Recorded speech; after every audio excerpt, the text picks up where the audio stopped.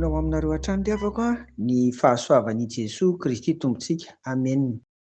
Mandeha hivavaka isika dia misaotra anao hatrany izay Tompo amin'izao herinandro vaovao omenao anay izao, ary misy mahatoky izay fa zava-dehibe no asehonao amin'ny fiainanay satria herinandro miavaka ity herinandro ity dia ny herinandro masina izany. Koa mitenena hatrany ary Tompo fa mihaino izay mpanomponao amin'ny anaran'i Jesoa. Amen. Dia arabaina ry havako navita soa ny fetin'ny sapandrofia omaly isika. Raha sitrapon'ny Tompo dia rapito izany ny farana no fandiniantsika n'ity lohahevitra miopana amin'ny fandinihan-tena ity. Ary dia misaotra ny Tompo hatrany sika ny amin'izay mifampizarana. Fa izay mba tiako ho resahana ry havana amintsika amin'ity anio ity dia indraindray mety atao hoe tsy mahomby ihany ny fandinihan-tena raha mieritreritra n'ity fiainan'ny Petera ity isika. Ao amin'ny Petera 2:20 Jesoa dia araka ny nambara teo fantelo no nisehony tamin'ny mpianatra amin'izao resahana izao tao aorian'ny itsanganany tamin'ny maty, dia niresaka mikasika ny momba amin'ny Petera izy amin'ity Jaona 2:20 ity, manomboka amin'ny 5:12. Ilay Jesoa nanontany an'i Petera intelo ny amin'ny fitiavany azy. Dia rehefa avy eo dia nisy an'ity tantara ity. Andinga mba vakiana amintsika amin'ny anaran'i Jesoa ny Jaona 2:20 20 ka hatramin'ny 20 dia nitodika Petera ka hitany manaraka azy ireo ilay mpianatra tian'i Jesoa, ilay mpianatra izay nirona teo amin'ny tratran'i Jesoa tamin'ny fisakafoana, ka nanontany azy hoe: Tompo, iza moa ilay efa hanolotra anao? Rehefa nahita an'ilay mpianatra i Petera dia niteny tamin'i Jesoa hoe: ary izy io ry Tompo, mba inona no anjarany? Dia hoy Jesoa tamin'i Petera: raha tiako haharitra mandra-piaviko izy, ahoanao izany?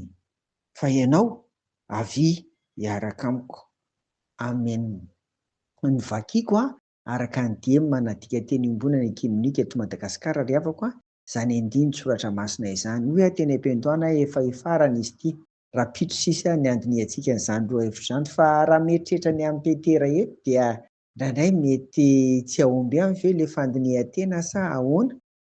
Mety hoe vao avy nametrahan'i Jesoa fitokisana sy fanontaniana Petera intelo araka ny nambarako teo ny eo alohan'ity andiny soratra masina ity, dia eto izy izany ohatran'ny mba hoe lasalasa saina koa ve nahita hoe iny ary izao fa iny Jaona fa eo izy, dia nanontany ny Tompo izy: mba ahoana izany ny amin'io e?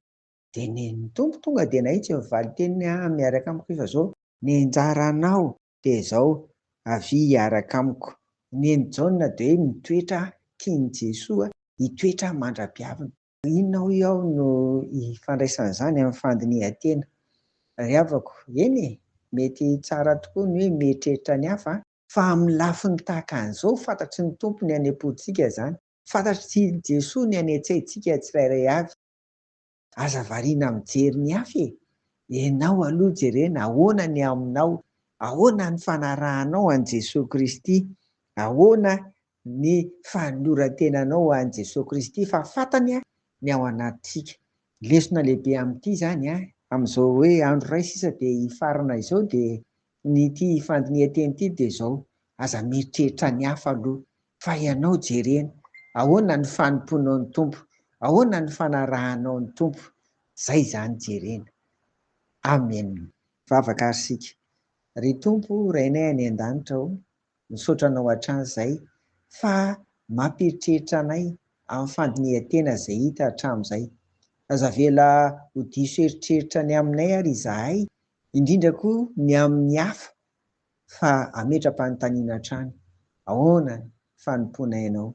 Ahoana fiarahanay aminao isan'andro isan'andro? Amin'ny anaran'i Jesoa. Amen. Ho aminareo hatrany ny fiadanan'i Jesoa ry havako. Amen.